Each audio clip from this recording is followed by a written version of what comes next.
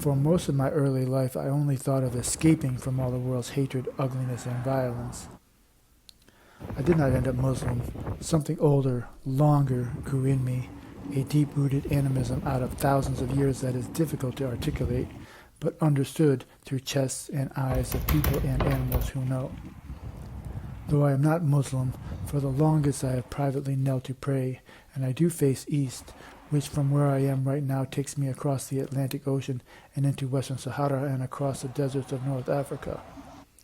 But also, depending on the time of day, I then rotate like a sundial to face into the sun, in whatever direction the sun is, so that my face and head and body line directly into the sun.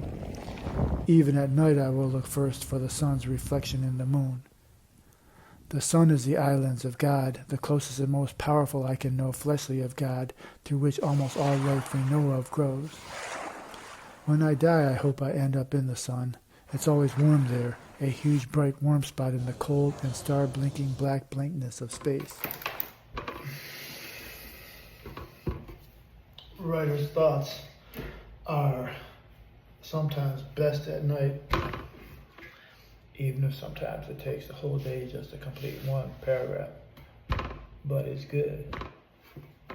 Over the last several years, I have wanted to end up out in the ether with Voyager 1, who is now so far away, has so escaped Earth's unbearable violence of being, that it is in interstellar space, beyond our solar system and the heliosphere, soaring further away every moment at 38,000 miles per hour. I used to want to be out there with Voyager 1 until I realized it would be 40,000 Earth years before it got anywhere near another star, and even then would still be 1 trillion miles from that sun. So I realized I and Voyager would always still be cold, too cold, so distant from that next sun's light. I am a child of the sun and movement in open country. Only 100 billion humans total have ever lived on Earth. We kill that many others every couple weeks.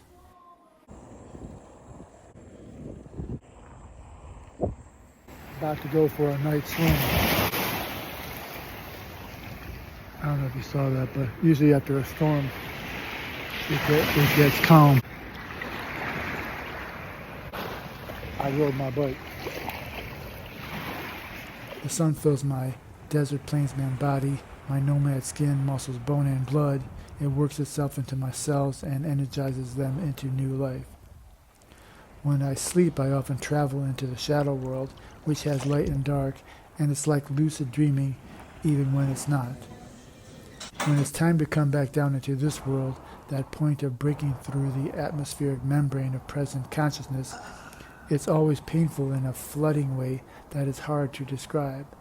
There is this crystalline aching, even longing, as the two worlds split apart from each other, and the shadow world, which is this world but not, jettisons back off or up into the ether and gone. This is America. ICE agents are like Israeli occupation forces now, sometimes even trained by them. Bulldozers and hatreds roar across the earth.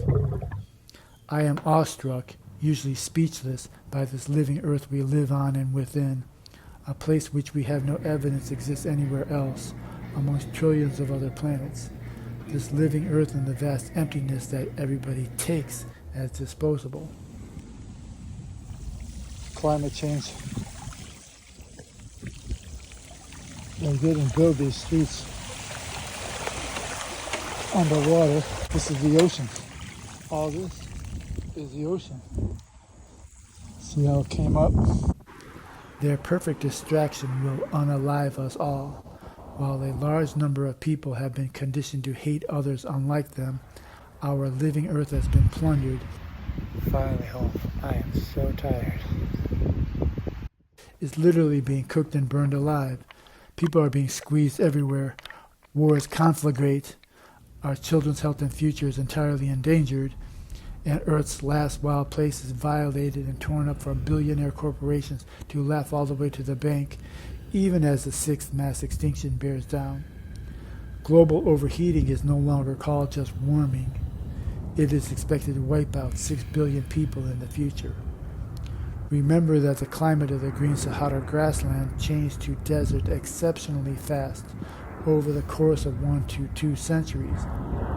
What began as a slow, natural drying from regular planetary wobble every 26,000 years was tipped over into accelerationism by simple pastoralists and their hordes of goats, sheep, and cattle.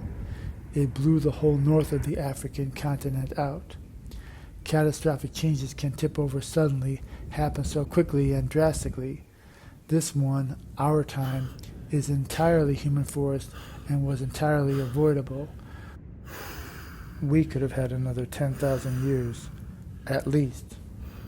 So now take another moment to breathe. Breath hold training. Free diving. I will say it again. Despite all the hatred, ugliness, and violence, I am daily overcome by the beauty and power of life still on Earth. You get to live here. Think of that. How could y'all not see? I've learned to step around and through the ugliness to connect with what's healthy, vital, and alive. Breathe.